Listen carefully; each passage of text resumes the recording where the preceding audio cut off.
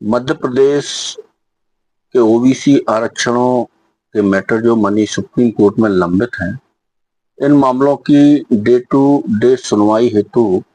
माननीय supreme court द्वारा पिछली सुनवाई पे आदेशित किया गया है और 23 सितंबर से नियमित सुनवाई करने का माननीय सुप्रीम कोर्ट ने आदेश दिया है।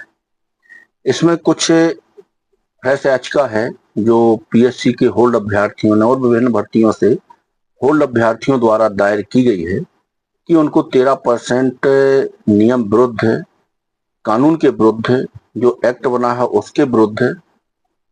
होल्ड कर दिया गया है। पूरी सिलेक्शन प्रोसेस में उनको पार्टिसिपेट करने दिया गया है। अंत में जब अपॉइंटमेंट ऑर्डर जारी होना चाहिए था तो उनको 13% होल्ड पर रख दिया है, ये कहते हुए कि मामले सुप्रीम कोर्ट या हाई कोर्ट में विचाराधीन है। पिछली सुनवाई पर माननीय सुप्रीम कोर्ट द्वारा मध्य प्रदेश शासन को आड़े हाथों लेते हुए कहा था कि आप सोते सोते 6 साल बाद कोर्ट में आ रहे हैं। तो माननीय सुप्रीम कोर्ट के संज्ञान में ये बात लाई गई कि जो मध्य प्रदेश विधानसभा द्वारा बनाया गया कानून है 27% का, वो स्टे नहीं है। कुछ अभिमतों के आधार पर महाधिवक्ता कार्यालय से जो जारी किए गए हैं जीएडी के नाम और तमाम भर्ती एजेंसियों को, उसके आधार पर नियम विरुद्ध तरीके से 13% पद होल्ड करके मात्र 87% पदों पर भर्ती की जा रही है। इस पर भी माननीय सुप्रीम कोर्ट द्वारा नाराजगी भी जताई गई थी और जो एक फ्रेश पिटीशन फाइल की थी 606/2025, इसमें माननीय सुप्रीम कोर्ट द्वारा एफिडेविट फाइल करने के लिए भी निर्देशित किया गया था। तो बड़ी हास्यास्पद बात यह है कि मध्य प्रदेश सरकार ने तो इसमें कोई जवाब दाखिल नहीं किया है, लेकिन मध्य प्रदेश लोक सेवा आयोग द्वारा इसमें काउंटर एफिडेविट जवाब दाखिल करके और तथ्यों को तोड़ मरोड़ करके माननीय न्यायालय को गुमराह करने का प्रयास किया गया है।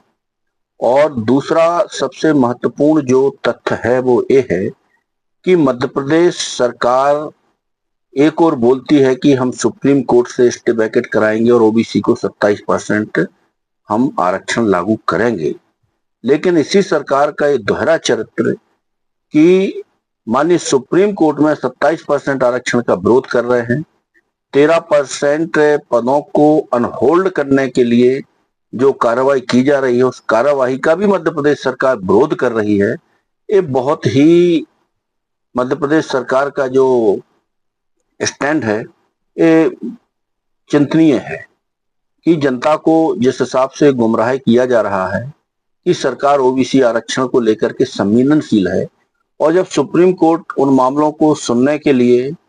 तैयार होती है तो मध्य प्रदेश सरकार किसी न किसी बहाने से या तो